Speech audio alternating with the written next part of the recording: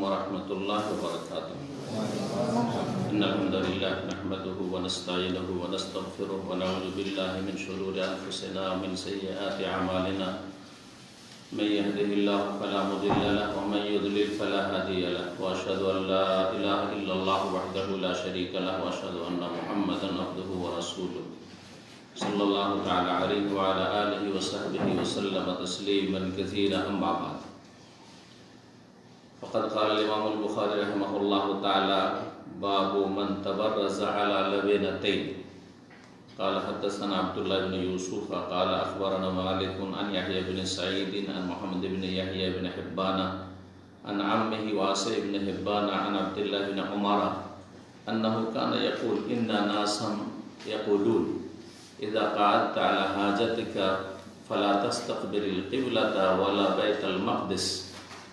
फ़क़ाल अब्दुल्लाह इब्न उमर लक़द इर्तक़ैतु यौमन अला ज़हरि बैतिन लना फ़रअयतु रसूलल्लाह सल्लल्लाहु अलैहि वसल्लम अला लबनतैन मुस्तक़बिलल बैतल मक़दिस लिहाजति वक़ाल लअल्लक मिनल लज़ीना युसल्लूना अला औराक़िहिम फ़क़ुल्तु ला अदरी वल्लाह।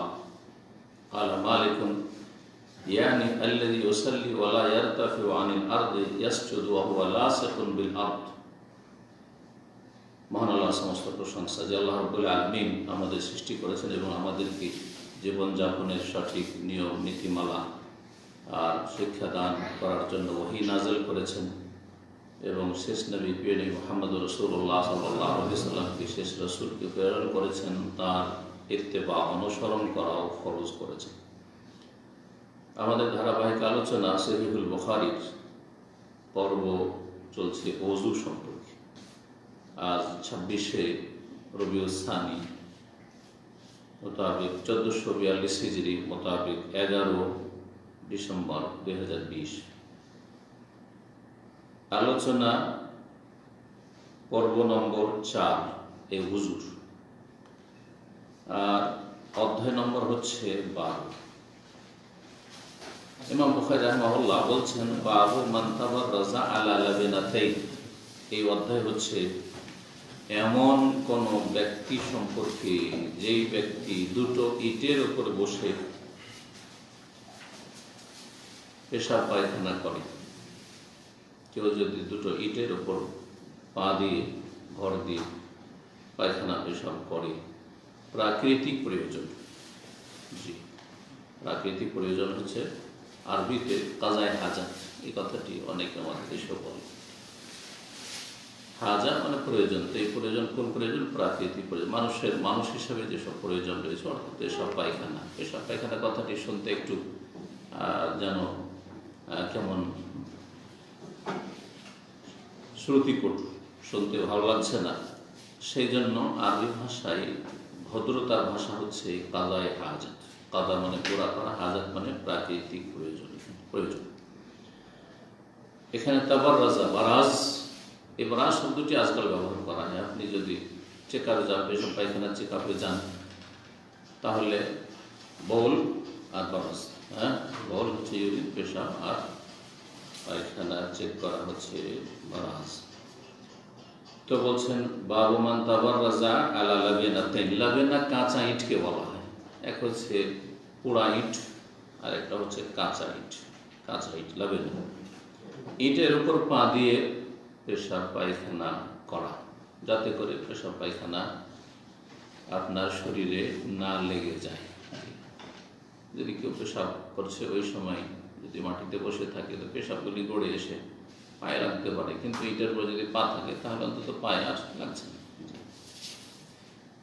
আজকাল যে টয়লেটগুলো বানানো টয়লেট, সেখানেও দেখেন এইগুলো পায়ের জায়গাগুলো উঁচা করা আছে একটু, তাই না? একটু উঁচা করা আছে। আর উঁচা না থাকলে আশঙ্কা আছে। উঁচা যদি না করা থাকে তো পেশাব পায়খানা যেখানে গড়ে পড়েছে সেই জায়গাটা নিচে করা আছে, তো এটাই হলো উঁচা করা। তার মানে এরকমটা কেউ যদি করে, দুটো ইটের উপর পা দিয়ে আছে, ঘর দিয়ে বসে পেশাব পায়খানা করছে, তো এটা প্রমাণিত, কোনো অসুবিধা নেই। তাবেই ওয়াসিअ বিন হিব্বান রাহমাতুল্লাহ আলাইহি বর্ণনা করেছেন প্রখ্যাত সাহাবী আব্দুল্লাহ বিন ওমর রাদিয়াল্লাহু তাআলা আনহু থেকে, দ্বিতীয় খলিফা আমিরুল মুমিনিন ওমর রাদিয়াল্লাহু তাআলা আনহুর ছেলে এবং বড় একজন সাহাবী ছিলেন। ওমর রাদিয়াল্লাহু তাআলা আনহুর পরে যদি তার পিতা কঠোরভাবে নিষেধ না করে যেতেন তো অনেকের প্রস্তাব ছিল যে তিনি খলিফা হবেন, এত যোগ্য মানুষ তিনি। ওসমান, আলী, অন্যান্য এইরকম যারা সিনিয়র সাহাবায়ে কেরাম তাদের মর্যাদার ইলমের দিক থেকে, আমলের দিক থেকে, সুন্নতের পাবন্দির ক্ষেত্রে তার বিস্ময়কর ঘটনাবলী রয়েছে। এত সুন্নতের পাবন ছিল। সুন্নাত মানে আবার দেশীয় ভাষা বাঙালিদের কাছে আর বিশেষ করে বিদাতপন্থীদের কাছে দাড়ি টুপি, তাই না?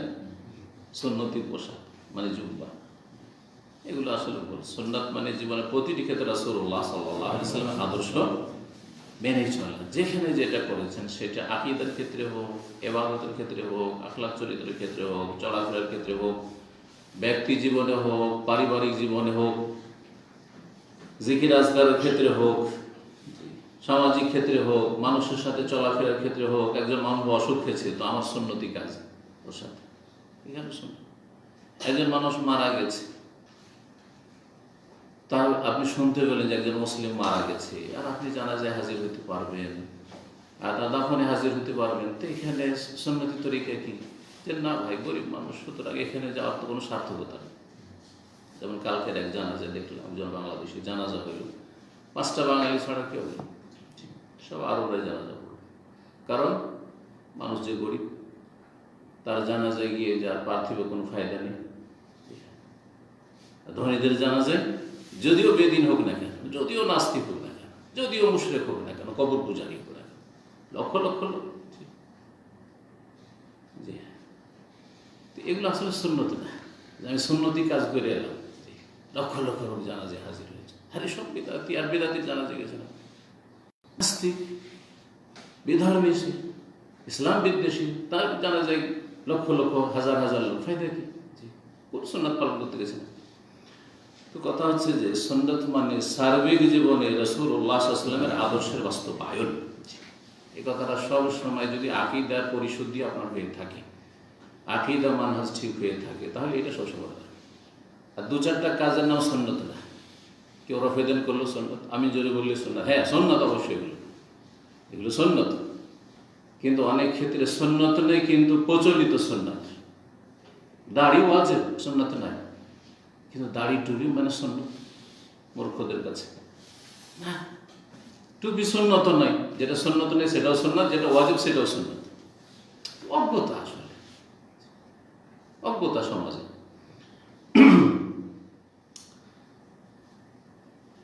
টুপি সুন্নাত নয় মানে এই কথা বলছে না যে টুপি ছাড়া চলাফেরা করেন। টুপি সমাজে ভদ্র পোশাক, ইসলামী পোশাক, নেক মানুষদের পরিচয়, ভালো মানুষদের পরিচয় আপনাদের সমাজে, সুতরাং করুন। কিন্তু যেসব দেশে টুপি থাকলেও আর না থাকলেও সমান, কেরালায়, শ্রীলঙ্কায় টুপি না থাকলেও খুতবা দিতে দেবে, আর টুপি থাকলেও খুতবা দিতে দেবে। কিন্তু বাঙালি জাতি বিনা টুপিতে খুতবা দিতে দেবে, বক্তব্য করতে দেবে, আপনাকে আলেম বলবে। একটা মূর্খের মাথায় যদি টুপি থাকে আর মুখে দাঁড়িয়ে থাকে তো ও হচ্ছে হুজুর। কেমন আছেন? আল্লাহ সাহেব, সব আল্লাহ, এখন হুজুর না, সব আল্লাহ দাড়ি টুপি থাকলে। আর যদি বড় থেকে বড় আলেম হয় আর মাথায় টুপি না থাকে তো সমাজেও মূর্খ লোক। কি আছে, কোন এলিম আছে, পরিচয় আছে।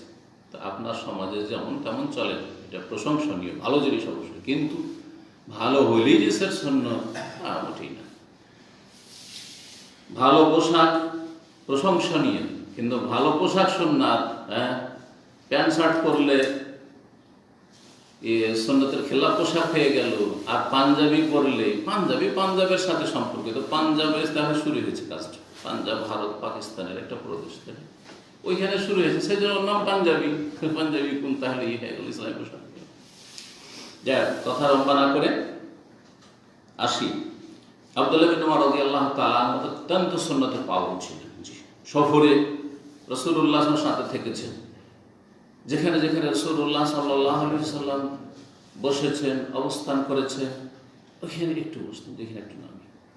যদিও এটা তার সুন্নতের সাথে বা নবী সাল্লাল্লাহু আলাইহি ওয়াসাল্লামের আদর্শের সাথে, জীবনীর সাথে অত্যন্ত ভালোবাসার পরিচয়, কিন্তু এটা কোনো সুন্নত নয় যে যেখানে নবী সাল্লাল্লাহু আলাইহি ওয়াসাল্লাম বসেছেন, যে রাস্তা দিয়ে হেঁটেছেন আপনাকে হাঁটতে হবে, যে রাস্তা দিয়ে নবী সাল্লাল্লাহু আলাইহি ওয়াসাল্লাম হিজরত করে এসেছেন ওই রাস্তা দিয়ে মক্কা থেকে মদিনা আসবেন আপনি, এমন কিছু আছে সওয়াবের কাজ, এমন কিছু নেই। রাস্তা বদলেও গেছে, যদিও এই রাস্তা কিন্তু তারিকুল হিজরা বলা হচ্ছে, মানে আনুমানিক চেষ্টা করা হয়েছে যে রাস্তাটি মক্কা থেকে মদিনা আসছে সেটা তারিকুল হিজরার কাছাকাছি, কিন্তু ঠিক ওই রাস্তা দিয়ে একবার এসছেন রাসূলুল্লাহ সাল্লাল্লাহু আলাইহি ওয়াসাল্লাম, এমন কিছু নয়।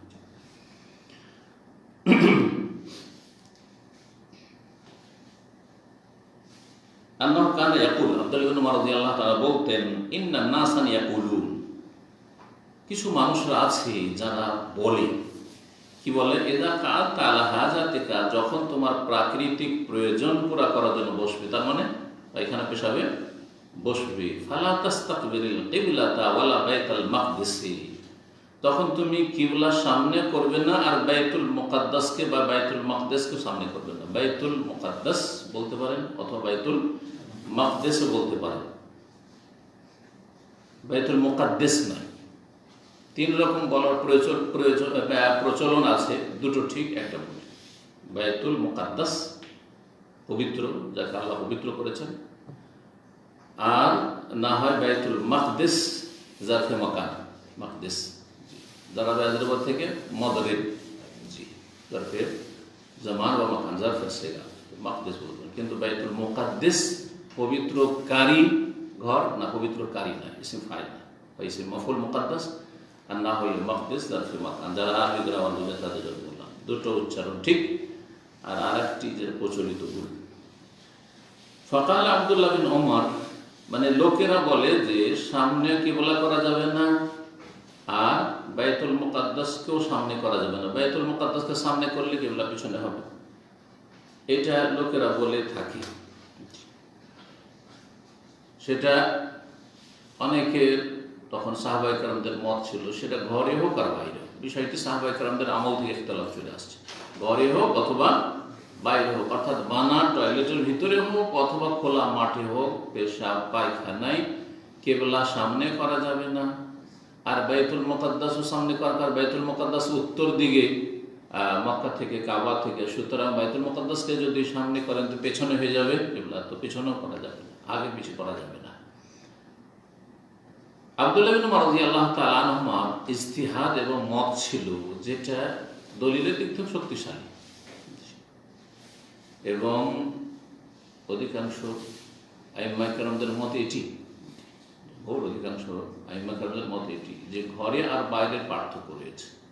আব্দুল্লাহ ইবনে উমর রাদিয়াল্লাহু তাআলা আনহু সাহাবায়ে কেরামদের মধ্যে তিনি শীর্ষস্থানীয় সাহাবী, যার মত ছিল যে ঘরে হলে কিবলা আগে পিছিয়ে করলে অসুবিধা নেই, টয়লেট বানানো টয়লেটের ভিতরে, কারণ সেখানে বেয়াদবির কথা শুনতে হলে বেয়াদবিটা অত প্রকাশ পাচ্ছে না ঘরের ভিতরে। কিন্তু খোলা মাঠে আপনি পেশাব পায়খানা করছেন কিবলা সামনে করে, বেয়াদবিটা সুস্পষ্ট যে সামনে কিবলা, খোলা মাঠ, সেটা কিবলা দেখা যাক আর নাই দেখা যায়, আর যদি কিবলা দেখা যায় তাহলে আরো বেয়াদবি স্পষ্ট। সামনেও করা যাবে, পেছনে করা যাবে না। গত সপ্তাহে বলেছিলাম তৃতীয় আরেকটি মত হচ্ছে যে সামনে করা যাবে না কিন্তু পেছনে করা যাবে। তো অধিক সতর্কতা কিসে রয়েছে? হ্যাঁ, গত সপ্তাহে যারা ছিলেন যে আগে পেছনে পুরোটাই করবেন না, আর সেটা ঘরেও করবেন না আর বাইরেও করবেন না। এই মতটি ছিল আবু আইয়ুব আনসারী রাদিয়াল্লাহু তাআলা আনহু প্রখ্যাত সাহাবী। তিনি যেহেতু এই হাদিসের বর্ণনাকারী, আর যে তোমরা যখন পেশাব পায়খানায় পূরণ করবে তখন ফালা তাস্তাকবিরুল কিবলাতা বিগায়াতিন ওয়ালা বাউলিন ওয়ালা তাস্তাদবিরুহা ওয়ালাকিন শাররিকু ওয়াগরিবু। এই হাদিসটি ছিল। তো তার মত ছিল যে ঘরেও চলবে না, বাইরেও চলবে না। আর এই ইখতিলাফ তারপরে ফুকাহা কেরামদের মাঝে চলে আসে। ইমাম হানিফা রাহমাহুল্লাহর মাযহাবে ঘরে হোক আর বাইরে হোক, সামনে হোক আর পিছনে হোক, কোনোটাই চলবে না। অনেক আহলে হাদিস উলামায়ে কেরাম বলছেন যে এটাই ঠিক, অথবা এইটাতে রয়েছে অধিক সতর্কতা। আমার মত হচ্ছে এটাতে রয়েছে অধিক আপনার তাকওয়া পরহেজগারের সতর্কতা। যখন ঘর বানাবেন, টয়লেট বানাবেন, তখন আপনি এমন করে বানাবেন যাতে কিবলা সামনেও না করতে হয়, পেছনে না করতে হয়। কিন্তু যদি দেখেন যে আমার এইভাবে করতেই হচ্ছে, তাহলে জায়েজ। অথবা কোথাও হোটেলে অথবা কারো বাড়িতে গেছেন, আপনি ইসলামী সেন্টারে এসছেন, আর কিবলা যদি আমাদের এখানে কিবলামুখী হয়ে নেই আলহামদুলিল্লাহ, কিন্তু যদি বানানো থাকে তো জায়েজ, কারণ এরও পক্ষে দলিল আছে, দলিল আসছে, আজকে কয়েকবার করে হাদিসটা আসবে। ইবনে ওমর রাদিয়াল্লাহু তাআলা আনহু যে দেখেছেন এবং বর্ণনা করছেন সে আমলটি রাসূলুল্লাহ সাল্লাল্লাহু আলাইহি ওয়াসাল্লাম। এটি হচ্ছে ইমাম শাফি রাহমাতুল্লাহির মত, যে ঘরে জায়েজ সামনে পিছনে করা আর বাইরে জায়েজ নয়।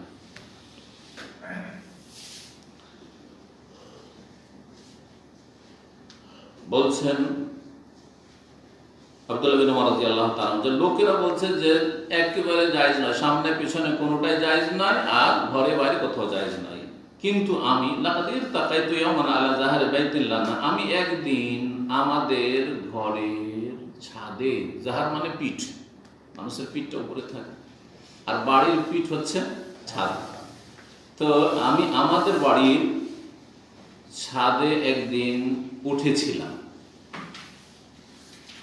ফারাআইতু রাসূলুল্লাহ আলা লাবিনাতাইন, আমি দেখলাম যে রাসূলুল্লাহ দুটো ইটের উপর ভর দিয়ে বসে আছে।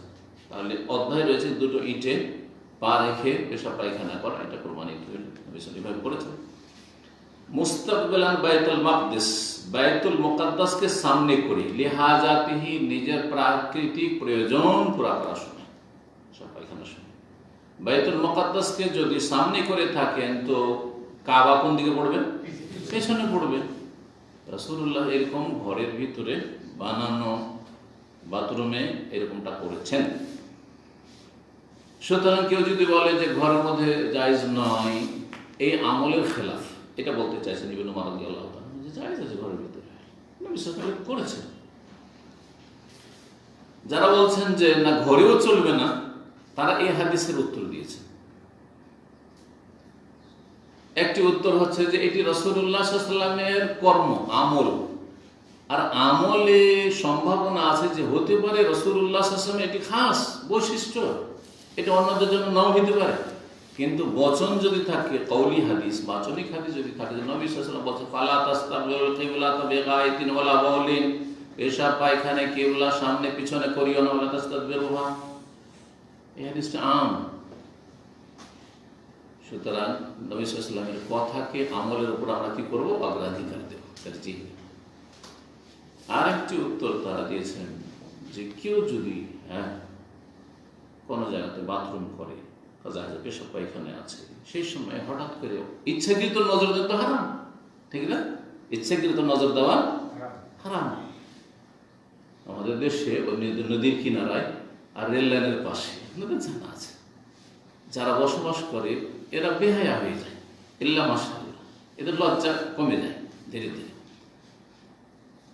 একসময় বাথরুমের খুব অভাব ছিল, এখন যদি খানিকটা সভ্য হতে শিখেছে, ইসলাম না জানলেও কিছুটা সভ্য হয়েছে, যে চলো একটা বাথরুম বানাই।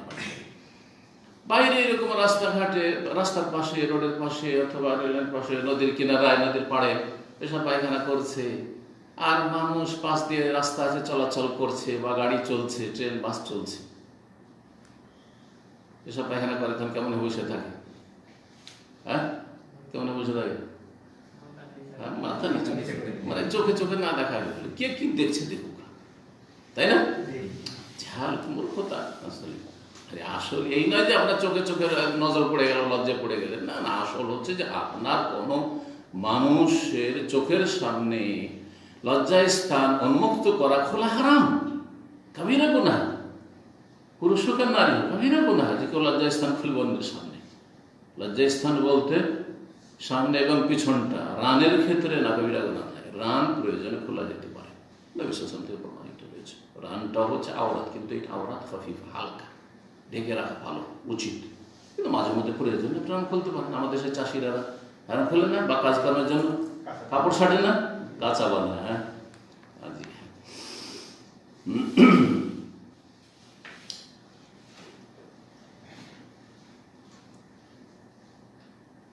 কি বলছিলাম, যে জবাব দিয়েছে তারা যে ইচ্ছা করতে কেউ দেখবে না, জায়েজ নয়। অনিচ্ছাকৃত যখন নজর পড়ে, নজর যদি কারোর পড়ে যায় যে পেশাব পায়খানা করছে, আপনি তাকিয়ে থাকবেন, সাথে সাথে নজরটা অন্যদিকে করবেন। আর তাও যদি কোনো সম্ভ্রান্ত ব্যক্তি হয়, বড় ব্যক্তিত্ব, কোনো বড় ব্যক্তি ধরেন সে পেশাব পায়খানা করেছে, হঠাৎ করে আপনার নজর পড়ে গেছে। আচ্ছা, নবী সাল্লাল্লাহু আলাইহি ওয়াসাল্লাম তৈরিকৃত বাথরুমের ভিতরে পেশাব পায়খানা করছিলেন, সেই সময় কেমন করে নজর পড়লো? হ্যাঁ, টয়লেটের ভিতরে কেউ যদি বাথরুম করে তো নজর পড়তে পারে? পড়বে না? হ্যাঁ, তখনকার যুগে শুধু ঘেরা থাকতো, টাটি বুঝেন নাকি? টাটিতে ঘেরা থাকতো, ওপরটা খোলা থাকতো। গ্রামে গঞ্জে এরকম বাথরুম দেখেন নাই? হ্যাঁ, এগুলো তো ছিল আসলে। পাকা বাড়ি কটা লোকের ছিল, বাড়ির পিছনে এরকম ছিল, ওপর খোলা, তাহলে ছাদের উপর দিয়ে নজর আসতে পারে কিনা?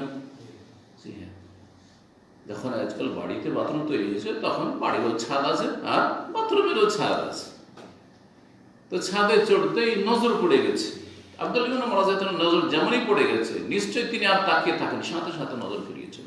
তো দেখার ক্ষেত্রে হতে পারে কোন রকমের ভ্রম হতে পারে, ভুল হতে পারে। দেখতে গিয়ে অনেক সময় চট করে নজর পড়লে ভুল হতে পারে, চট করে মনে করছে এটা হয়তো অমুক লোক, না অমুক না, অন্য কেউ হইতে পারে। আবার অনেক সময় বাথরুমে ধরেন বসে আছে এইভাবে, কিন্তু এরকম করে বসে, অনেকে বসে থাকে বাথরুমের জন্য বসে না, এরকম করে বসে আছে। তাহলে হঠাৎ নজর পড়লে ভাববে যে ওইদিকে মুখ করে, তার মানে এইদিকে মুখ করে হয়তো বাথরুম করছে, ঠিক না?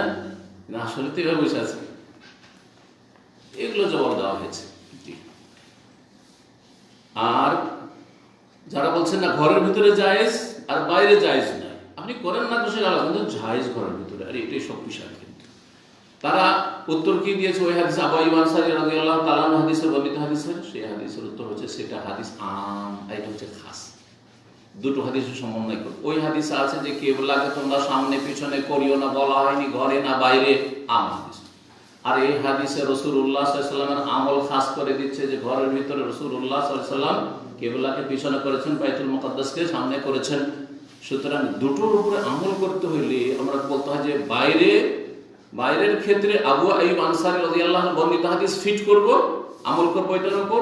আর ঘরের ক্ষেত্রে, বানানো বাথরুমের ক্ষেত্রে আব্দুল্লাহ ইবনে উমর রাদিয়াল্লাহু তাআলা আনহু এই হাদিসের উপর আমল করব, যেটাতে নবী সাল্লাল্লাহু আলাইহি ওয়াসাল্লামের আমল বর্ণনা করেছেন।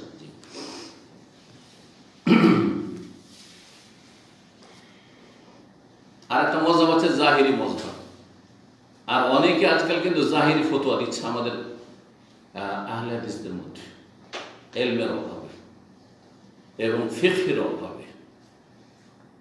আর বড় বড় যারা সালাফদের আলেম ওলামা, তাদের কিতাবাদি তারা স্টাডি করে না, যার অভাবে। ইবনে তাইমিয়া রাহিমাহুল্লাহর কিতাব পড়ে না, ইবনে কাইয়িম রাহিমাহুল্লাহর কিতাব পড়ে না, শাইখ ইবনে বাজের ফতোয়া কিতাব পড়ে না, শাইখ ইবনে উসাইমিনের কিতাব পড়ে না।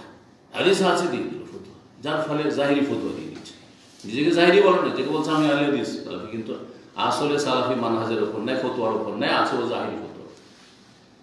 জাহিরি ফতোয়া বিভ্রান্তিকর। যে জাহেরি তরিকার ফতোয়া দেয় সে নিজেও গুমরাহ, অন্যকে গুমরাহ করে। যেমন একজন মুফতি কয়েকদিন আগে খুব এই ভয়সটি ছড়িয়েছে, ফতোয়া দিয়ে দিয়েছে যে হাদিসে তো এসছে যে 7 রকমের ধন সম্পদে বা 7 রকমের বস্তুতে সুদ আছে, রেবা আছে। সুতরাং আর 8 নম্বরের পৃথিবীতে কোনো কিছুতে রেবা সুদ নেই। এই ক্ষেত্রে এই 7 রকমের উপর অন্য কিছুকে কিয়াস করবো, এই কিয়াসই মানে না।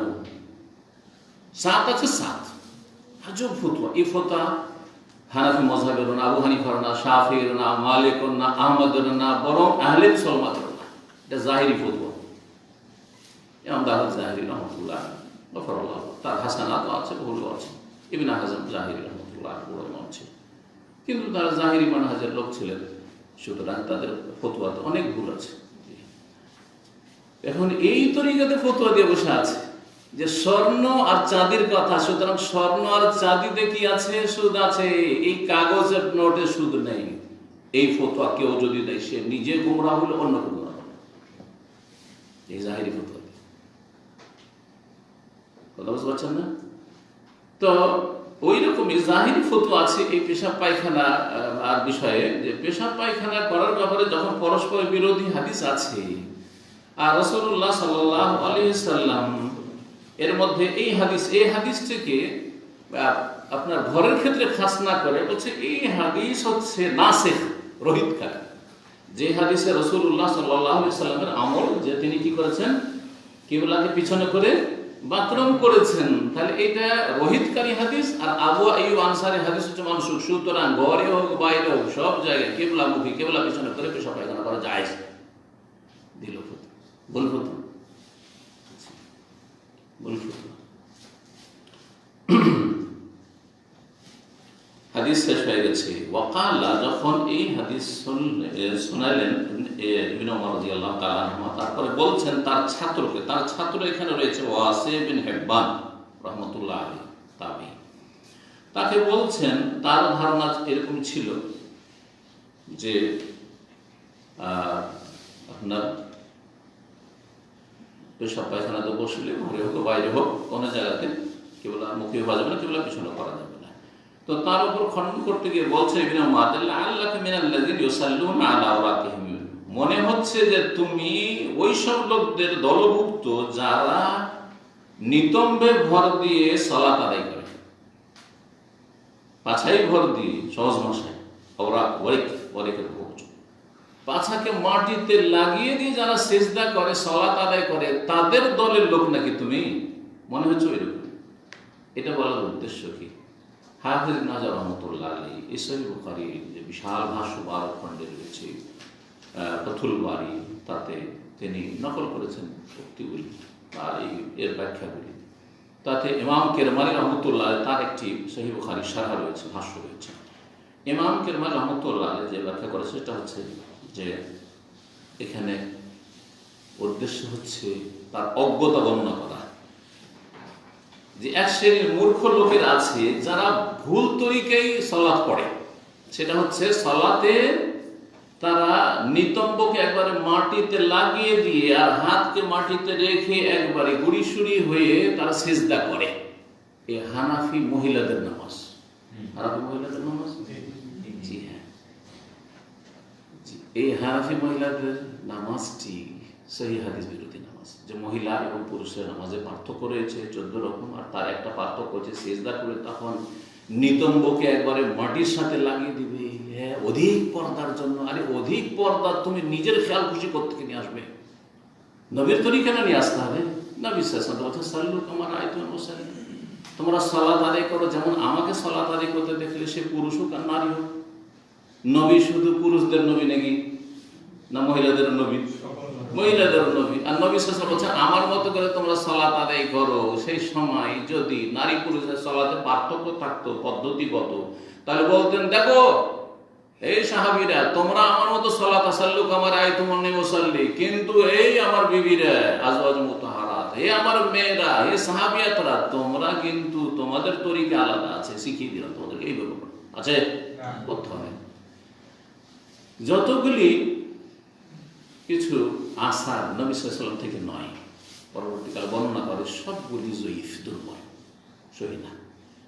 আর না হলে কাউরি ইজতিহাদ, ব্যক্তিগত কোনো তাবির ইজতিহাদ, এতে বেশি একটু পর্দা আছে, চলো একটু মহিলারা একবারে শুয়ে। অথচ এর বিপরীত হাদিস আছে, যখন তোমাদের কেউ সালাত আদায় করবে, সিজদা করবে, ফালা ইয়াফতারে সে ইফতিরাশাল কালবে, কুকুরের মতো বিছিয়ে দেবে না। কুকুরকে বসতে দিয়েছে কেমন করে বসে, সামনের পা দুটো লম্বা করে বিছিয়ে দিয়ে বসে। যারা হাতকে এভাবে রেখে দিয়ে সিজদা করবে তাদের বসাটা ঠিক কুকুরের মতো হচ্ছে না। আচ্ছা, কুকুরের কথা কেমন বললেন? বিশেষ এমনি বলতেন যে হাত বিছিয়ে দিও না, কিন্তু ইফতিরাশাল কালবে, কুকুরের মতো বসিও না, কাকের মতো ঠোকর দিয়ে সালাত আদায় করিও না। এরকম বিভিন্ন পশু পাখির সাথে তুলনা করেছেন ভুল সালাতগুলি, ভুল নামাজগুলিকে। কি জন্য? রহস্যটা কি জানেন?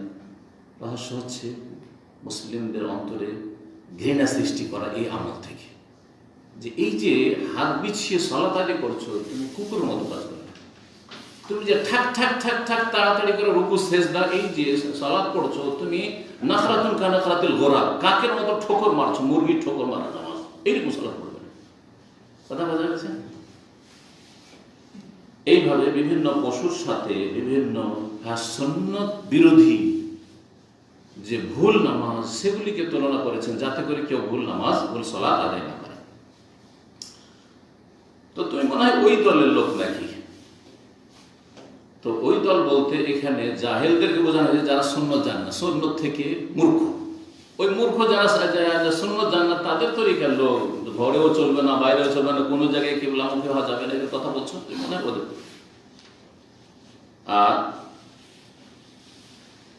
কেউ কেউ বলেছেন যে না, এটার উদ্দেশ্য তাদের অজ্ঞতা প্রকাশ করা নয়, বরং হতে পারে যে এমন কিছু লোকেরা ছিল যারা এইরকম করে সালাত আদায় করত, হতে পারে যে এরকম সালাত আদায় করত আর মনে করতো যে এতে যখন সেজদা যাব এতে আমাদের শরীরের পর্দা হবে বেশি। এটা যেমন শরীয়ত বিরোধী, ঠিক তেমনই তোমার যে মতটি রয়েছে এ মতটি হচ্ছে শরীয়ত বিরোধী।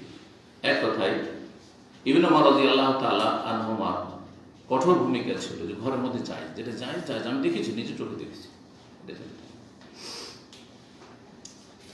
কাল মালিক, ইমাম মালিক রাহিমাহুল্লাহ এই কথাটির ব্যাখ্যা করছেন। ইমাম মালিক প্রসিদ্ধ মদিনার ইমাম, ইয়ানিল্লাযী, অর্থাৎ এর তাৎপর্য হচ্ছে আল্লাযী ওয়াসাল্লি, যে সালাত আদায় করে, ওয়ালা ইয়ারতাফিউ আল আরদি, যে জমিন থেকে শরীরটা উঠিয়ে সালাত আদায় করে না, ইয়াসজুদু, সিজদা করে, কিন্তু ওয়া হুয়া লাসিকুন বিল আরদ, জমিনের সাথে একবারে মিলিত হয়ে জমিনের সাথে সেটে সিজদা করে। হাত বিছিয়ে দিলেন আর পাছাটাকে একবারে নিচে বসিয়ে দিলেন, আর গুড়ি সুড়ি হয়ে বুকের মাঝে আর জমিনের মাঝে তেমন ফাঁক রাখলেন না। এইরকম যারা করে তাদের সম্পর্কে বলেছেন যে এরা যেমন মূর্খ, অথবা এরা যেমন সুন্নতের খেলাফ কাজ করে। ঠিক তেমনই এটাও সুন্নতের খেলাফ যে তুমি যেটা জায়েজ সেটাকে নাজায়েজ মনে করে। 13 নম্বর অধ্যায় অথবা খরুজুন নিসার বারাজ, এই অধ্যায় হচ্ছে নারীদের বের হয়ে যাওয়া বাড়ি থেকে এলাল বারাজে, পেশাব পায়খানার জন্য। মহিলারা বাড়ির বাইরে প্রয়োজনে, প্রাকৃতিক প্রয়োজন পুরা করার জন্য পেশাব পায়খানার জন্য বাইরে যেতে পারে কি না, এটা হচ্ছে মাসআলা। এখন আমি শহরে বাস করি অথবা গ্রামে বাস করলো, আলহামদুলিল্লাহ বাথরুম আছে, বাথরুম তৈরি করার পয়সা আছে, করেছেন, ঠিক আছে। আপনি হয়তো বলবেন আপনার মেজাজে, না না না, এটা কি করে হতে পারে, মহিলারা বাথরুম করার জন্য, পেশাব পায়খানার জন্য বাইরে মাঠে ঘাটে যাবে, ঠিক না? কিন্তু আজকের থেকে 30 বছর পিছনে চলে যান, জানি না এখনো গ্রামে গঞ্জে থাকতে পারে, যাওয়া হয় না তো বলতেও পারি না, কিন্তু আমরা চোখের সামনে দেখেছি অধিকাংশ বাড়িতে বাথরুমের ব্যবস্থা ছিল না, যার ফলে মহিলারা কোথায় যেত? বাইরে যেত। সে বাঁশের ঝাড়ের আড়ে হোক, গাছের আড়ে হোক, কোনো গর্তে হোক, হ্যাঁ যেত। বাড়ির পিছন দিকে, বিষয়টা বাড়ির পিছন দিকে ঢাকায় থাকে, বন জঙ্গলে আছে দেশের মধ্যে, গাছপালাতে চারিদিক ঘেরা। যারা যতটা পর্দা করে ততটা পর্দা করে বসত। আর বিশেষ করে রাত্রে গেলে কোনো দোষের কথা নেই। নবী সাল্লাল্লাহু আলাইহি ওয়াসাল্লামের বিবিগণ অথবা নবী সাল্লাল্লাহু আলাইহি ওয়াসাল্লামের সাহাবিয়াত যে মদিনার, তারা বাইরে যেতেন, কিন্তু হাদিস আছে রাতে যেতেন। কখন যেতেন? রাতে। মা আয়েশা রাদিয়াল্লাহু তাআলা সহিহ বুখারী হাদিস রয়েছে যে তার উপর মিথ্যা অপবাদের যে হাদিস রয়েছে কিসসাতুল ইফক, তাতে লম্বা হাদিসে বর্ণনা করা হয়েছে। তিনি বলছেন যে তখনকার যুগে মদিনায় যেহেতু প্রতিটি ঘরে বাথরুমের ব্যবস্থা ছিল না, সেই জন্য মদিনার মুসলিম নারীরা, আনসারী মুহাজিরদের মহিলারা বাইরে যেত, কিন্তু রাতে যেত। রাত ছাড়া দিনে নয়, রাত টু রাত। এই রাতে এসব পায়খানা করে চলে আসলো বাইরে, সাবের জন্য তো আশেপাশে করে না যে ঘরের ভিতরে পড়ে নেওয়া যায় হয়তো, কিন্তু পায়খানার ঘরটা তো অন্যরকম, তাই না? ব্যবস্থা না থাকলে তো পায়খানা করার জন্য রাত্রে যেত। রাত্রে গেলে আরো পর্দা রয়েছে। কিন্তু যে নাজায়েজ কাজগুলি গ্রাম অঞ্চলে আমরা ছোট কাল থেকে মানে জানি, সেটা হচ্ছে যে দলবদ্ধ হয়ে মহিলারা যায় আর পায়খানা বসে গেছে, গোল হয়ে আশেপাশে বসে গেছে আর পায়খানা করছে আর গল্প করছে। জানেন না আপনাদের অনেকের বয়স কম আছে, জানবেন না। যাদের 40-এর বেশি বয়স, তারা বেশি জানবেন। হারাম এসব পায়খানা অবস্থায় কথা বলা জরুরি না হয়ে জায়েজ নাই, কথা বলা জায়েজ নাই। আল্লাহ সন্তুষ্ট হয়। কিন্তু প্রয়োজনে অনেক সময় পেশাব পায়খানা করছেন, আর বাইরে থেকে আপনাকে খুব এমার্জেন্সি, আপনার ওয়াইফ অথবা আপনার ছেলে কোনো একটা জরুরি কথা বলছে, উত্তর দিতে পারেন। প্রয়োজনে জায়েজ, কিন্তু বিনা প্রয়োজনে এসব করা যায় না। কথা বলবো আদবের খেলাফ। সভ্যতার খেলাফ, ভদ্রতার খেলাফ। ইসলাম মানুষকে তাহজিব সাকাফাত শিখিয়েছে, জি, সভ্য মানুষ তৈরি করেছে। ইসলাম ছাড়া কোনো জাতি সভ্য হতে পারে না। যারা আজকে সভ্যতার কথা বলছে তারা মানুষের সামনে দু চারটি কথাতে তাদের লৌকিকতার সভ্যতা, তাদের ব্যক্তি জীবনে, পারিবারিক জীবনে তাদের জীবনটা পশুর চাইতে নিকৃষ্ট জীবন, পশুর চাইতে নিকৃষ্ট জীবন।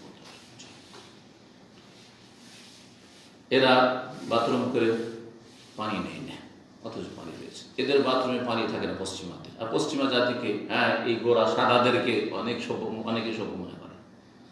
জি, এরা যত নোংরা হয়ে থাকে, এরা যত নোংরা বস্তু খায়, সবচেয়ে নিকৃষ্ট নোংরা বস্তু যাকে আল্লাহ স্পষ্ট ভাষা হারাম করেছেন, লাহমুল খিনজির, শুকুরের গোস্ত তাদের হচ্ছে মূল খাদ্য।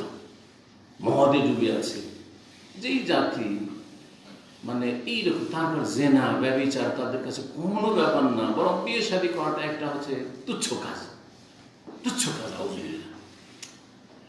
সারা জীবনটা তাদের এই নোংরামিতে কাটে। সেই জাতি আবার সভ্য, সেই জাতি সভ্য। যেই জাতি শরীরে কাপড় রাখতে চাই না, কাপড় রাখতে চাই না, একেবারে এতটুকু কাপড় রাখে না, হয় রাখে না, কখনো একেবারে বিপস্ত, আউযুবিল্লাহ, সেই জাতি আবার সভ্য। তাহলে তো হিংস্র পশু সভ্য। বাঘ, ভাল্লুক, শৃগাল, কুকুর, খেকশিয়াল, বিড়াল পোশাক পরে না, তাহলে এরা তো আগে থেকে সভ্য। কথা বোঝা গেছে? না না না, মোটেই না। শরীর ঢেকে থেকে একজন মানুষকে যত সুন্দর লাগছে, আপনি কাপড় খুলে দেন, প্রথম জামাটা খুললেন, গেঞ্জি গায়ে দিয়ে খারাপ লাগছে, ছবি তুলেন, এমনি বুঝতে পারবেন না যে খারাপ লাগছে, আপনি বুঝতে পারবেন না, মনে হচ্ছে, ছবি তুলেন, দিয়ে দেখেন ছবিটা। আচ্ছা, আমি একটা আরো ছোট উদাহরণ দিচ্ছি, এটা পরীক্ষিত। পায়ে যদি মোজা না থাকে আর পায়ের ছবি আসে, দেখতে একবার বেশি লাগবে পায়ের ছবিটা, কিন্তু মোজা যদি থাকে দেখতে সুন্দর লাগবে। ঠিক কিনা? চিন্তা করে তাহলে বোঝা গেল যে পোশাকের জিনাত, আল্লাহ কোরআনটাকে জিনাত বলেছে। যেমন পর্দা আবরণ, তেমনি জিনাত। জি,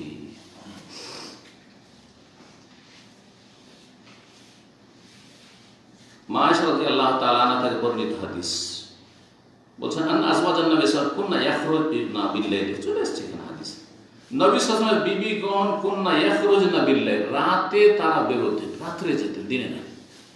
তাহলে যদি সম্ভব হয়, কারো অভাবের কারণে যদি বাথরুমের ব্যবস্থা না থাকে আর মহিলাদেরকে বাইরে যেতে হয়, তো তাদের জন্য উচিত হবে রাত্রে যাওয়া, রাত্রে দিনে যাবে না। আজকাল রাতেও তো ফিতনা, শয়তানদের ফিতনা বাইরে, সুতরাং সেখানেও একজন মাহরাম যদি কাছাকাছি থাকে, কেউ দাঁড়িয়ে আছে, কোনো পুরুষ স্বামী অথবা, তাহলে একটা প্রোটেকশন ব্যবস্থা আছে। নাহলে আজকাল তো বুঝতে পারছি কি ধর্ষণ হচ্ছে, তাই না? ওটাও খেয়াল রাখতে হবে, যেটা সেই যুগে ছিল। তারপরে কয়েকজন গেল, আর একটু দূরে দূরে বসলো, আর কেউ কারোর সাথে কথা বললো না, তাহলে অনেকটা নিরাপদ। দিনে যদি একান্ত যেতে হয়, তাহলে বাইরে হইলেও যেন পর্দা থাকে, আশেপাশে কোনো পুরুষ লোক নেই, পুরুষ লোকের নজর আসবে না, এরকম। রাতে তারা বেরোতেন। ইযা তাবাররাজা ইলাল মানাসি, যখন তারা পেশাব পায়খানার জন্য যেতেন, কোথায় বেরোতেন? ইয়াখরুজনা বিল-লাইল ইলাল মানাসি, মানাসে নামক এলাকায়, মানাসে নাসআ থেকে, নাসআ মানে হচ্ছে খালিস, খোলা ময়দান। এজন্য এর ব্যাখ্যা করেছে ওয়াহুয়া সাঈদুন আফিয়াহ। সাঈদুন মানে হচ্ছে ভূপৃষ্ঠ, এই যে মাটি, জমিন, খোলা মাঠ। আর আফিয়াহ মানে হচ্ছে ওয়াসি, আওসা, প্রশস্ত, প্রশস্ত খোলা মাঠ। এটা কোন দিকে ছিল? বাকির যে কবরস্থান রয়েছে, আমাদের দেশের মানুষরা জান্নাতুল বাকি বলে, আমরা বাকি বললে শুনতে ভালো লাগে না, তাই না? যত বিদাতি কথা শুনতে ভালো লাগবে, জান্নাতুল বাকি, জান্নাতুল মুআল্লা, রওজা শরীফ, তাই না, মাজার শরীফ, শুনতে ভালো সুন্দর লাগছে। কিন্তু শয়তান খারাপ জিনিসকে সাজিয়ে সাজিয়ে পেশ করে। সে খারাপ কাজ হোক অথবা খারাপ কথা হোক, বেদাতি কথা হোক, ওগুলোকে সাজিয়ে পেশ করে। জান্নাতুল বাকি নামে কোনো কিছু নেই। আসলে জান্নাতুল বাকি বলা মানে এটা একটা ভুল ধারণা দেওয়া মানুষকে, যে এই বাকিতে কেউ যদি দাফন হয় তো জান্নাত। অথচ ঈমান এবং নেক আমল ছাড়া, ফরজ ওয়াজিবের হেফাজত ছাড়া আর সহি আকীদা, বিশুদ্ধ আকীদা তাওহীদ ছাড়া কেউ জান্নাতে যেতে পারবে না। তার উপরে আল্লাহর রহমত হবে, তখন আল্লাহর রহমত হবে। তাওহীদের শিরক আছে। আর মদিনায় বাস করে, মদিনায় শিয়া বাস করে না, খাওয়াইলে একটা মহল্লা আছে আওয়ারি। তো কি মনে করছেন যে এইসব গুমরাহ যারা নবী সাল্লাল্লাহু আলাইহি ওয়াসাল্লাম বিবি বোনের শত্রু, যারা সাহাবায়ে কেরামদের শত্রু, যারা দ্বীন ইসলাম কোরআন সুন্নাহর শত্রু, যারা রাসূলুল্লাহ সাল্লাল্লাহু আলাইহি ওয়াসাল্লাম হাদিসে বুখারী মুসলিম আবু দাউদ নাসাঈ তিরমিজি ইবনে মাজাহ কিছু বিশ্বাসী নয়, বরং তাদের অনেকেই অনেক ফিরকা যারা কোরআনে কারিমে সন্দিহান, যারা খোলাফায়ে রাশিদিনকে আবু বকর, ওমর, ওসমান, আলী, এই তিনজন আবু বকর, ওমর, ওসমান তাদেরকে মুসলিম মনে করেন। আউযুবিল্লাহ, এত সহজ জান্নাত? হ্যাঁ, তাদের ইসলামের খোঁজ খবর নিতে হবে যে ইসলাম আছে কিনা। জি হ্যাঁ, কারণ কোরআন যদি অস্বীকার করে, কোরআনে আল্লাহ বলছে আমি রাজি, হারেরা বলছে রাজি না। কোরআন অস্বীকার, কোরআন অস্বীকার। এত সহজ নয় যে বেদাতি আকীদা নেই, মদিনায় কবর নেওয়ার জন্য ভারত বাংলাদেশ থেকে অনেকে আসে, পয়সা অনেক বড় বড় আলেমরা এসছে, বেদাতি আলেমরা এসছে, মদিনায় কবর, মদিনা শরীফে কবর জান্নাতুল বাকিতে বসে আছে, বছরকে বছর থাকছে। সুফি আকীদা নিয়ে, শিরকি আকীদা নিয়ে, বিদাতি আকীদা, হুলুল আর ওয়াহদাতুল ওজুদের আকীদা নিয়ে, আর এখানে মক্কা মদিনায় মারা গেছে। জান্নাত এত সহজ? এত সহজ নয়।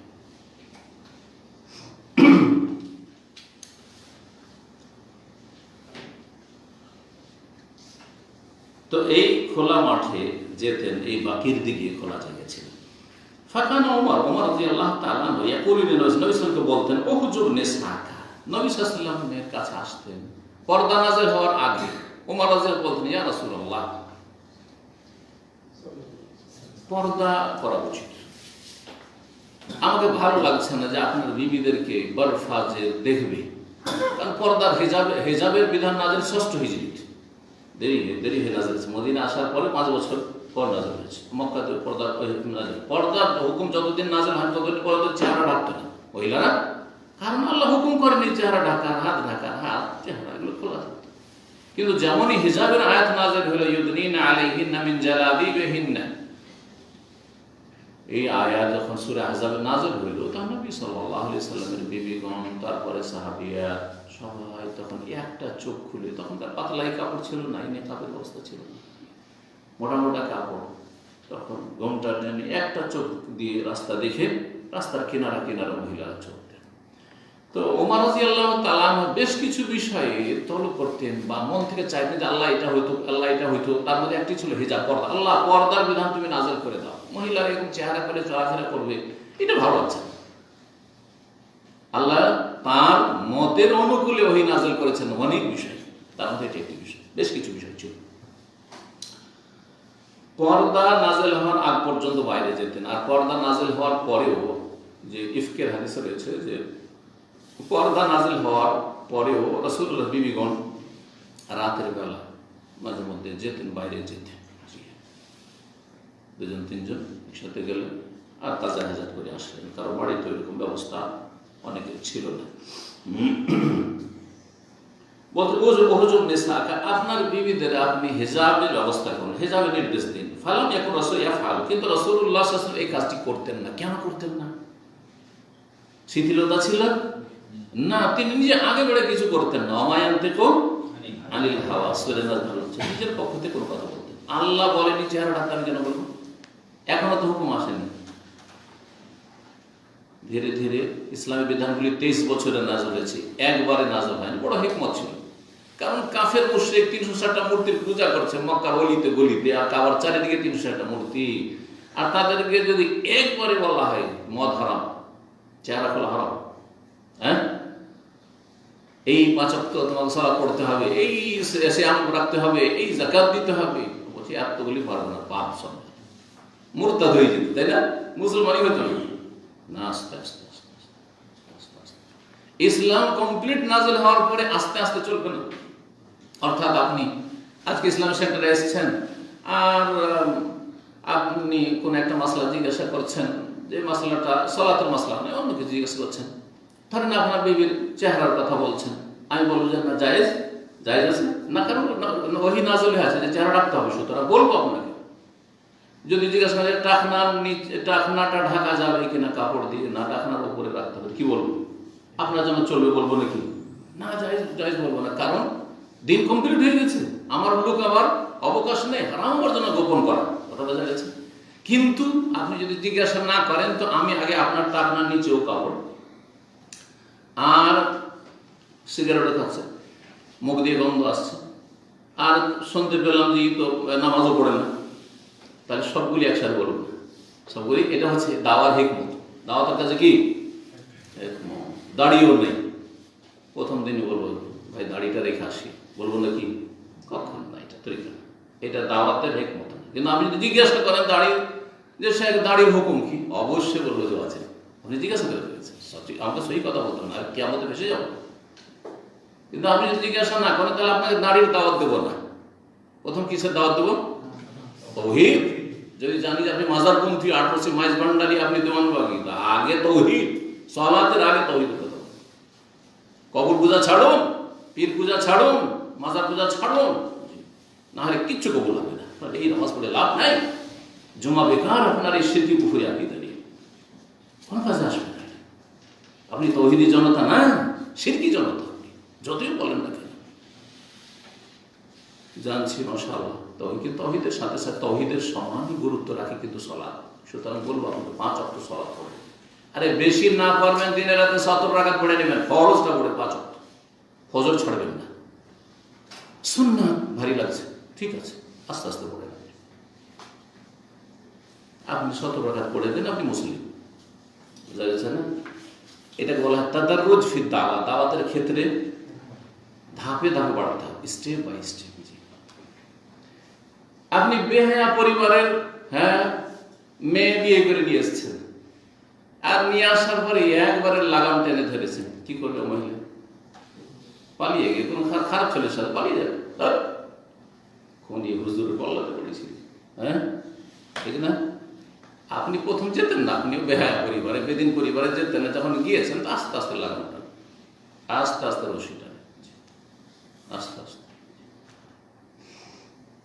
আল আহাম ফাল মুহিম, যেটা বেশি গুরুত্বপূর্ণ আর গুরুত্বপূর্ণ সবই। আবার আমাদের কাছে এটা নেই, যেমন অনেকে বলে এই হাইজ নেফাসের মাসলা, এই সুন্নতের মাসলা, আপনারা এগুলো নিয়ে কেন বাড়াবাড়ি করেন? আর রফে দেন আমিন জোরে আসতে যাই করুক সারা জীবন বলবে না, এটা ভুল কথা। অবশ্যই বলতে হবে, কিন্তু গুরুত্বপূর্ণ আর অধিক গুরুত্বপূর্ণ, বুঝা গেছে না? গুরুত্বপূর্ণ আর অধিক গুরুত্বপূর্ণ। আপনি যখন গ্রামে যাবেন দেখবেন যে বড় রোগ, ঠিক ডাক্তার কাছে রোগী আসে, একটা লোক এসছে করোনা রোগী, আর তার সাথে তার মেলাগুলি রোগ আছে, আরো রোগ আছে, মেলা রোগ আছে। ডাক্তার সবগুলি একসাথে ওষুধ দিবে, এতগুলি নাকি?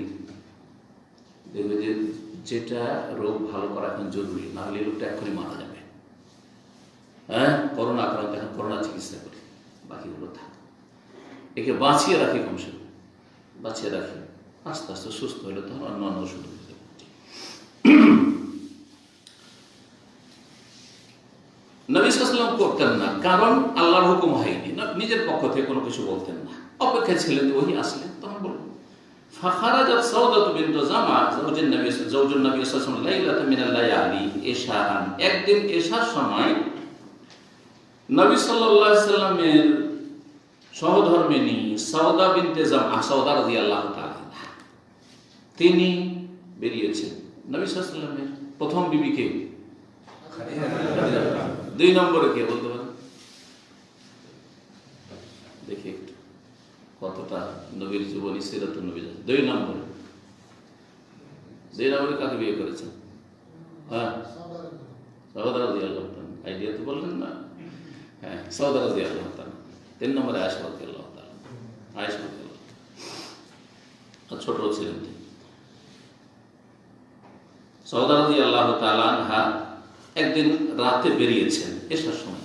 ওয়াকানাত ইমরাতান তাওয়িলা, তিনি কিন্তু খুব লম্বা রমণী ছিলেন, উঁচা, দীর্ঘকায়ী ছিলেন। ফানাদাহু উমর রাদিয়াল্লাহু তাআলা আনহু পছন্দ করতেন না যে নবীর বিবিরা জায়েজ হলো কেন যাবে বাইরে, রাতে হইল কেন যাবে, শক্ত ছিল ওমর রাদিয়াল্লাহু তাআলা, দিনের ক্ষেত্রে কঠোর ছিল।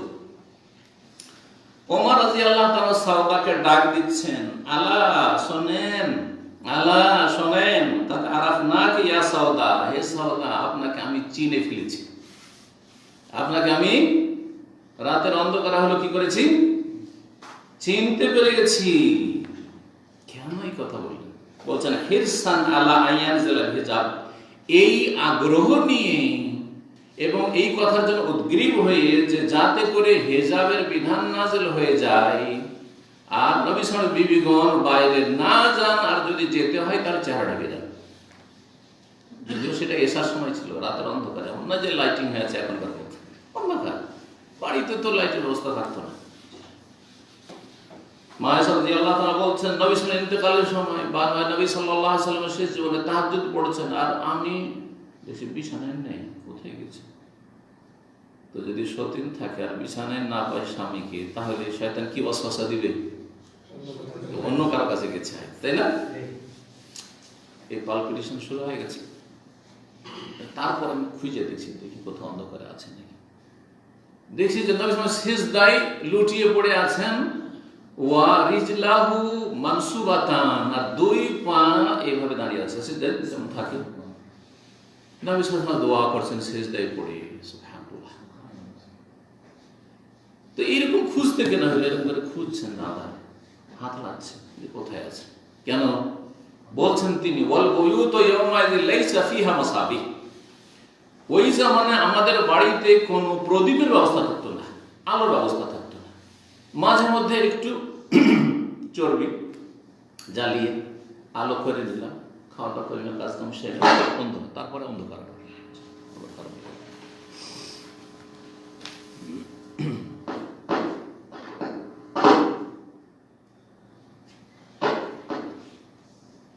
হেজাবের আশায় ওমর রাদিয়াল্লাহু তাআলা এই কথা বলেছে। ফাআনজালাল্লাহুল হিজাব, অতঃপর আল্লাহ হেজাবের বিধান নাযিল করলেন, হেজাবের বিধান নাযিল করলেন। এই হাদিস থেকে বেশ কিছু বিষয় জানা যায়। তার মধ্যে একটি হচ্ছে যে মহিলারা প্রয়োজনে পেশাব পায়খানার জন্য বাইরে বেরোতে পারবে, কিন্তু উত্তম হচ্ছে রাতে, দিনেও প্রয়োজন হলে জায়েজ, কিন্তু যেন পুরুষদের দৃষ্টিগোচর না হয়, চোখে না পড়ে পেশাব পায়খানার অবস্থা।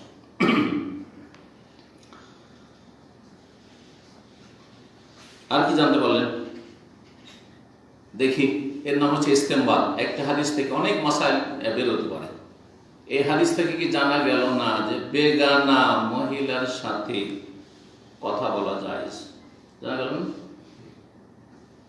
ওমর রাদিয়াল্লাহু তাআলা আনহু মাহরাম নন নবী সাল্লাল্লাহু আলাইহি বিবির জন্য, যদিও নবীর বিবিগণ সবাই উম্মতের মা, আমাদের মা তারও মা, ওয়াজওয়াজু উম্মাহাতুহুম, কিন্তু এই মা কোন দিক থেকে বিবাহ করা হারাম, যেমন মাকে হারাম, তেমন নবীর বিবিগণকে বিবাহ করা উম্মতের জন্য হারাম। এই দিক থেকে, সম্মানের দিক থেকে, শ্রদ্ধার দিক থেকে, ইহতিরাম তাজিমের দিক থেকে।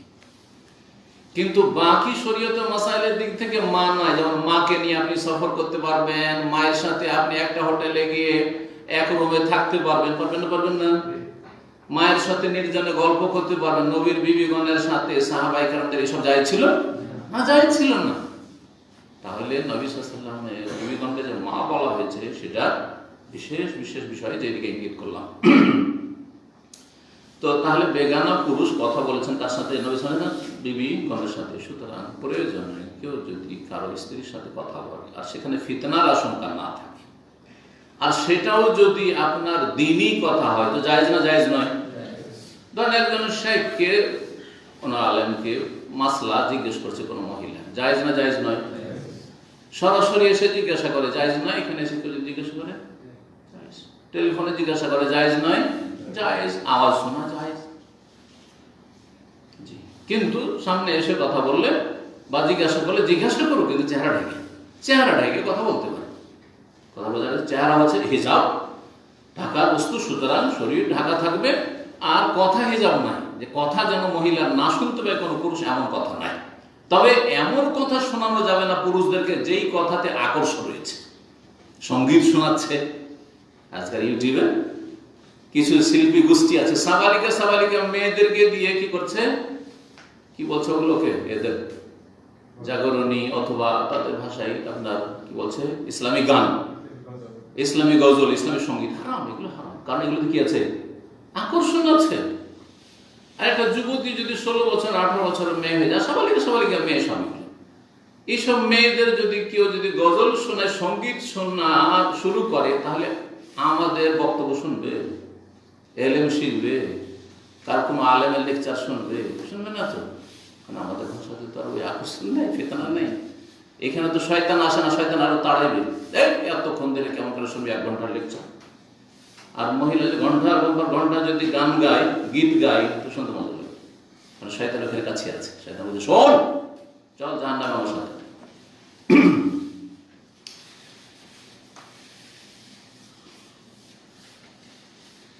এই জন্যই কোরআন তেলাওয়াত, মহিলার কোরআন তেলাওয়াত, মহিলার কাছ থেকে শিখার ব্যবস্থা থাকলে পুরুষ কখনো কোরআন তেলাওয়াত শুনে। এই পুরুষ ওস্তাদের কাছে আমি কোরআন শিখছি, তাজবিদ শিখছি, আর কোরআন মস্ক করছি, না জায়েজ নয়।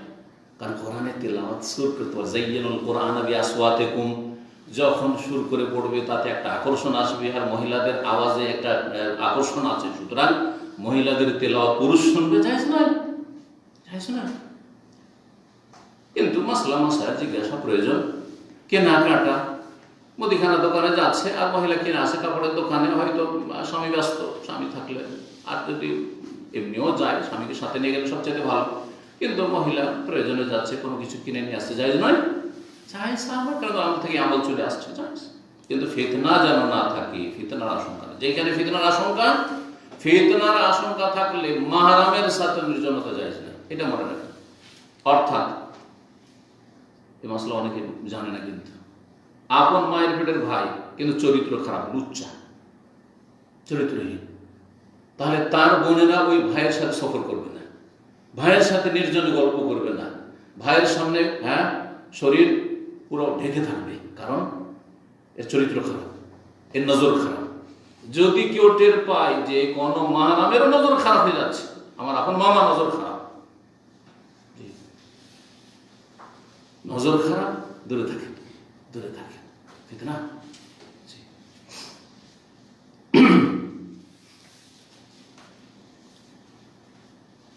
এই হাদিস থেকে জানা গেল যে মাকেও নসিহতমূলক কথা বলতে গিয়ে একটু শক্ত করে বলা যাবে। এমন শক্ত নয় যে একবারে বেয়াদবি হয়ে যায়, বড় কষ্ট দিলেন, কিন্তু একটু শক্ত করে বললেন, মা আপনার নামাজ পড়েন, বলবেন না মা কি করছেন আপনি, নামাজ পড়েন, কয়দিন বাঁচবেন আপনি, নামাজ পড়েন, না হলে আমাকে পাবেন না আপনি। জি, আপনি এই শিরক করবেন না। অনেকের মা আছে মাজারে যায় না, এই পীরের মুরিদ হওয়া যাবে না, মোটেই না। সত্য ভাষা বলতে হবে। কোথা থেকে জানলাম? এই হাদিস থেকে। নবীর বিবিগণ, উম্মতের মা, ওমরের মা রাদিয়াল্লাহু তাআলা বলছেন, দেখেন আপনাকে আমি কিন্তু চিনে ফেলেছি, আপনি রাত্রে বেরোচ্ছেন। অর্থাৎ উদ্দেশ্য হচ্ছে যাতে বের না হন, যদিও জায়েজ কিন্তু অনুত্তম, জায়েজ কিন্তু অনুত্তম। বাড়ির ভিতরে যদি পেশাব পায়খানা পূরণ করে, তাজা হাজার করে, এটা উত্তম। মহিলা হোক আর পুরুষ হোক, বাইরে যাওয়ার চাই। আল্লাহ হেজাবের বিধান নাযিল করে দিলেন। তারপর থেকে নবী সাল্লাল্লাহু আলাইহি ওয়াসাল্লাম বিবিগণ সবাই চেহারাটাকে চলাফেরা শুরু করলেন, তার সাহাবিয়াতরা চেহারাটাকে চলাফেরা করলেন। আর এই সিলসিলা আলহামদুলিল্লাহ চলে আসছে। আর সৌদি আরবে আছে, দিনদার পরিবারগুলিতে আছে, কেউ ইবাদত হিসাবে পালন করছে, আর অধিকাংশই সেটা প্রথাগত পালন করছে। যারা ইবাদত হিসাবে চেহারা ঢাকছে, পর্দা করছে, তাদেরটা কিয়ামত পর্যন্ত টিকে থাকবে, কোনো শক্তি সেটা কেড়ে নিতে পারবে না। ইউরোপ আমেরিকায় গেলেও চেহারা ঢাকবে, কাফেরদের মাঝে গেলেও চেহারা ঢাকবে, ভালো জায়গায় থাকলো মন্দ জায়গায় থাকলো, কথা ঠিক না? কিন্তু যারা প্রথাগত করছে, দেশাচার, আরে সৌদি আরবে সবাই ঢাকছে, বাংলাদেশ থেকে অনেকে ভিজিটে নিয়ে আসছে, আপনার স্ত্রী এখানে এসে ঢাকা শুরু করেন, সবাই ঢাকছে, একাই তো লজ্জা লাগে চেহারা বলতে। কিন্তু সে প্রথাগত করলো, দেশাচার করলো, তাহলে এই আদাত ইবাদত নয়, কোনো নেকিও পাবে না, আর এটা টিকসই হবে না। যেমন এখান থেকে এয়ারপোর্টে যাবে, সব খুলে ব্যাগে ভরে নেবে, করছে না অনেক মহিলা, সব খুলে ভরে নিচ্ছে। আমি যখন ইউরোপ গেলাম, লন্ডন গেলাম, অনেক মহিলা আমাদের সাথে জেদ্দা থেকে চাপলো, আর বিভিন্ন দেশের, তার দেশের আরব দেশেরও, বিভিন্ন আরব আশেপাশের বিভিন্ন দেশের, এক কথা এখান থেকে তো ফ্লাইট বিভিন্ন জায়গা থেকে আসে, তারপরে এখান থেকে ট্রানজিটে যায় পাকিস্তান থেকে। কিছু মহিলা দেখলাম, বেশিরভাগই তো সব চেহারা খোলা দেখলাম, যাচ্ছে মুসলিম অথচ মহিলা, কিন্তু কিছু আছে চেহারা ঢেকে, এখান থেকে চেহারা ঢেকে উঠলো, যেমনই ফ্লাইট উড়ে গেছে আর তার উপরে সব চেহারা ঢেকে গেছে। ওখানে গিয়ে যখন ওই লাইনে লেগেছি, হ্যাঁ, ইমিগ্রেশনের জন্য, সেখানে চেহারা ঢাকা মহিলা খুঁজেই পাচ্ছি না। শুধু আমার ওয়াইফ ছাড়া আর কোনো মহিলা খুঁজে পাচ্ছে। একটা মহিলা আলহামদুলিল্লাহ পেলাম, আর একজন মহিলা যে চেহারা ঢেকে এখান থেকে জিদ্দা থেকে চেহারা ঢেকে দিচ্ছে, ওখানেও চেহারা ঢাকা। কথা হচ্ছে যে হেজাব একটা হচ্ছে ইবাদত, আর একটা হচ্ছে আদত, প্রথা, দেশাচার, অভ্যাস। অভ্যাস বদলানো যায়, কিন্তু ইবাদত বদলানো যায় না। আমার ইবাদত টিকে থাকে। সুতরাং আপনি যা কিছু করবেন ইবাদত হিসাবে করবেন, নেকিও পাবেন এবং সেটা স্থায়ী হবে। সেটা আল্লাহর জন্য করছেন আপনি, দেহের জন্য করছেন আপনি, জান্নাতে যাওয়ার জন্য করছেন, জাহান্নাতে বাঁচার জন্য করছেন। এটা গরমেও করবেন আর শীতেও করবেন। কারণ যতই গরম হোক না কেন, সৌদি আরবের গরম অথবা গরম দেশের গরম, এসি নেই বাংলাদেশে, কত গরম, তারপর খুলনা আরো জাহান্নামা আসাদ, এর চাইতে অনেক গরম, অনেক তাপ থাকবে জাহান্নাম। সেই জাহান্নাম থেকে বাঁচার জন্য চেহারা রাখবো। ইবাদতের যেন হিজাব হয়, ইবাদতের কাজকর্ম হয়, দুনিয়ার সাথে যেন না। আল্লাহ যেন হেফাজত করে।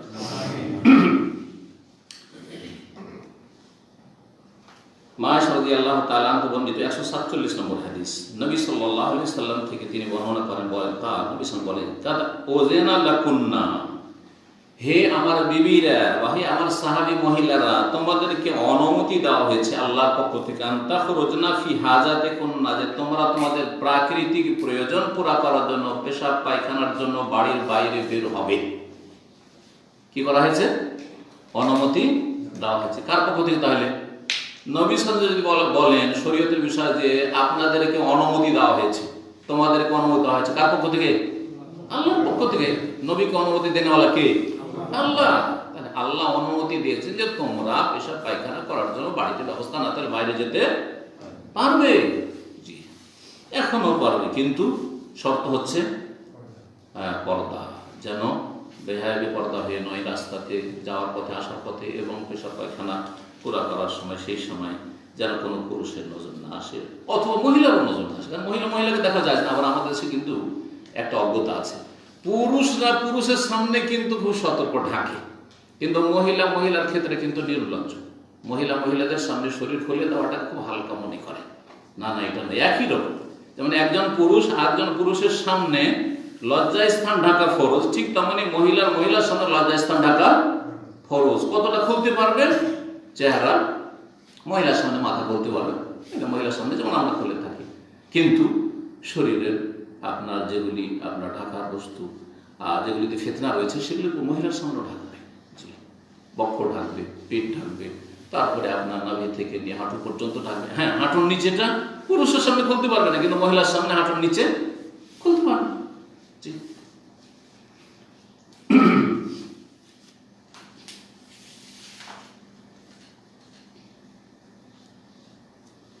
বাবু তাবাররুজ ফিল বুয়ুত, এই অধ্যায় হচ্ছে 14 নম্বর অধ্যায়, বাড়িতে পেশাব পায়খানা করা। আগেরটা বললেন যে মহিলাদের জন্য বের হওয়া বাইরে, তো মহিলারা যদি বাইরে বের হতে পারে, পুরুষরা বাইরে তো পেশাব পায়খানা করতে পারে, তাই না? কোনো অসুবিধা নেই, প্রয়োজন। এখন বাড়ির মধ্যে পেশাব পায়খানা করা জায়েজ কিনা? যেখানে ইবাদতবন্দি করছেন, যেখানে আপনি ঘুমাচ্ছেন, বসবাস করছেন, সেই জায়গাতে বাথরুম বানানো, আজকাল বিশেষ করে যে অ্যাটাচ বাথরুম, এখানে ঘুমিয়ে এখানে সালাত আদায় করছেন আর পাশে এখানে করে বাথরুম, জায়েজ কিনা? এটাও এই হাদিস থেকে এবং এই অধ্যায় থেকে প্রমাণ করতে চাই বুখারী রাহমাতুল্লাহ আলাইহি। বাবু তাবাররুজ মানে পেশাব পায়খানা করা ফিল বুয়ুত, বাড়িতে। ওয়াসিম ইবনে হিব্বান রাহমাতুল্লাহ আলাইহি বর্ণনা করছেন, হাদিসটি এর আগে হয়ে গেছে সেজন্য শেষ করিনি। আব্দুল্লাহ ইবনে ওমর রাদিয়াল্লাহু তাআলা থেকে বর্ণনা করছেন, কালা বলছেন, ইরতাকাইতু ফাওকা যাহরিল বাইতি হাফসা, আমি উঠলাম বা চড়লাম হাফসা রাদিয়াল্লাহু তাআলা আনহার বাড়ির ছাদে। হাফসা কে? ওমর রাদিয়াল্লাহু তাআলা আনহার মেয়ে, নবী সাল্লাল্লাহু আলাইহি ওয়াসাল্লামের সহধর্মিণী এবং আব্দুল্লাহ বিন ওমরের বোন। এই হাদিসে পাওয়া গেল যে এই ছাদটা ছিল কার বাড়িতে? হাফসা রাদিয়াল্লাহু তাআলা। আগের হাদিসে কি আছে? হ্যাঁ, আল্লাহ যাহরে বাইতিল্লানা, আমাদের বাড়ির ছাদে। হাদিস তো পরস্পর বিরোধী হয়ে গেল, তাই না? বলছেন না, বিরোধী না, দুটোর সমন্বয়টা শুনে। বোনের বাড়িকে প্রথমে একটি সমন্বয় হচ্ছে যে বোনের বাড়িকে নিজের বাড়ি বলা যায়। বোন কাছাকাছি বাস করছে, বোনের বাড়ি আমাদের বাড়ি, ভাইয়ের বাড়ি নিজের বাড়ি, এই অর্থে বলা হয়েছে, যেমন অনেকে বলে থাকি। আর একটি এর চেয়ে বেশি সুন্দর সমন্বয়, সেটা হচ্ছে যে হাফসা রাদিয়াল্লাহু তাআলা আনহার ইন্তেকালের পরে তার যে বাড়িটা কক্ষটা ছিল, সেই বাড়ির ওয়ারিস হয়েছে, উত্তরাধিকারী হয়েছিলেন তার ভাই আব্দুল্লাহ বিন উমর রাদিয়াল্লাহু তাআলা আনহুমা। তিনি দীর্ঘদিন হায়াত পেয়েছিলেন, লম্বা হায়াত পেয়েছিলেন। তো হাফসা রাদিয়াল্লাহু তাআলা আনহা ইন্তেকালের পরে যখন ওয়ারিস হলেন, তার বাড়িটা কার হয়ে গেল? আব্দুল্লাহ বিন উমরের। তো যখন কখনো হাদিস বর্ণনা করছেন সেই বাড়িটা ছিল কার? হাফসা বাড়ি, আমার বোনের বাড়ি ছিল। আর কখনো বলেছে সেই বাড়িটা যেহেতু আমি উত্তরাধিকারী সূত্রে পেয়েছি, সুতরাং সেই বাড়িটা আলা জাহারে বাইতুল্লাহ না, আমাদের বাড়ি, আমাদের বাড়ি বা আমার বাড়ি। কি জন্য ছাদের উপর উঠেছিলেন? বিনা কাজে কেউ উঠে না, বলছেন লে বাদে হাজাতি, আমার বিশেষ কাজে, কোনো কাজের জন্য। ফারাইতু রাসূলুল্লাহ সাল্লাল্লাহু আলাইহি ওয়াসাল্লাম, রাসূলুল্লাহ সাল্লাল্লাহু আলাইহি ওয়াসাল্লাম দেখেছিলাম ইয়াকদি হাজাত, তার প্রাকৃতিক প্রয়োজন পুরা করছিলেন, মানে পায়খানা করছিলেন মুস্তাকবিরাল কিবলা, মুস্তাকবিরাল কিবলা, কিবলা পিছনে করে, মুস্তাকবিলা শাম, শাম দেশকে সামনে করে। আর শাম দেশ এই ফিলিস্তিনে রয়েছে বাইতুল মাকদিস, সুতরাং ওই হাদিসের সাথেও মিল আছে। এখানে শাম বলা হয়েছে, ওখানে বাইতুল মাকদিস বা বাইতুল মুকাদ্দাস বলা হয়েছে। 149 নম্বর হাদিস, সেই হাদিসটি এই সেম হাদিস। ওয়াসিব বিন হিব্বান রাহমাতুল্লাহ আলাইহি বলছেন যে আন্না আব্দুল্লাহ বিন উমর রাদিয়াল্লাহু তাআলা আনহু আখবারাহু, আব্দুল্লাহ বিন উমর রাদিয়াল্লাহু তাআলা তাকে জানিয়েছেন যে লাকাদ যাহারতু যাতা ইয়াউমিন আলা যাহরি বাইতিনা, আমি একদিন উঠেছিলাম, যাতা ইয়াউম মানে একদিন, আলা যাহরি বাইতিনা আমাদের বাড়ির ছাদে, এখানে আসলে আমাদের বাড়ির ছাদে। ফারাইতু রাসূলুল্লাহ, আমি রাসূলুল্লাহ সাল্লাল্লাহু আলাইহি ওয়াসাল্লামকে দেখেছিলাম কায়দান আলা লাবাতান, দুটো কাঁচা ইটের উপর বসেছিলেন পা রেখে। মুস্তাকবিলা বাইতুল মাকদিসে, বাইতুল মাকদিসকে যেটা প্রথম কিবলা 16-17 মাসের কিন্তু কিবলা মদিনা আসার পর রাসূলুল্লাহ সাল্লাল্লাহু আলাইহি ওয়াসাল্লাম, আগের কিবলা ছিল রহিত। প্রথম মদিনা এসে নবী সাল্লাল্লাহু আলাইহি ওয়াসাল্লাম বাইতুল মুকাদ্দাসকে সামনে করে সালাত আদায় করেন। তারপরে কিবলার পরিবর্তন হয়েছে, যেটা সূরা বাকারাতে আল্লাহ বর্ণনা করেছেন, সায়াকুলু সুফাহু মিনান নাস মা ওয়াল্লাহুম আন কিবলাতিহিম আল্লাতী কানু আলাইহা, তাহওয়িল কিবলার পরিবর্তনের কথা। বাইতুল মুকাদ্দাসের সামনে করে, তো বাইতুল মুকাদ্দাসকে সামনে করলে কাবা কোন দিকে হয়? পিছনে হয়। এইভাবে রাসূলুল্লাহ সাল্লাল্লাহু আলাইহি ওয়াসাল্লাম দেখেছি। হাদিসগুলোর ব্যাখ্যা বিস্তারিত এর আগে হয়ে গেছে। এখানে আজকের আলোচনা শেষ করেছি। আল্লাহ রাব্বুল আলামিন যেন আমাদের নেক আমল কবুল করেন, আমাদের ইলম আমলে বরকত দান করেন, আমাদের হায়াতে রুজিতে বরকত দান করেন। যেসব ভাইরা এসেছেন অথবা অনলাইনে শুনছেন, শুনবেন, আল্লাহ সকলকে যেন উত্তম প্রতিদান দান করেন এবং তাদের সার্বিক জীবনে বরকত দান করেন। সমস্ত বালা মুসিবত থেকে আল্লাহ যেন হেফাজত করেন। সারা বিশ্বের সমস্ত মুসলিম ভাই বোনদের আল্লাহ যেন হেফাজত করেন। সমস্ত ফিতনা থেকে বালা মুসিবত থেকে আল্লাহ যেন বাঁচিয়ে রাখেন। সুবহান রাব্বিকা রাব্বিল ইজ্জাতি আম্মা ইয়াসিফুন ওয়া সালামুন আলাল মুরসালিন ওয়া আলহামদুলিল্লাহি রাব্বিল আলামিন।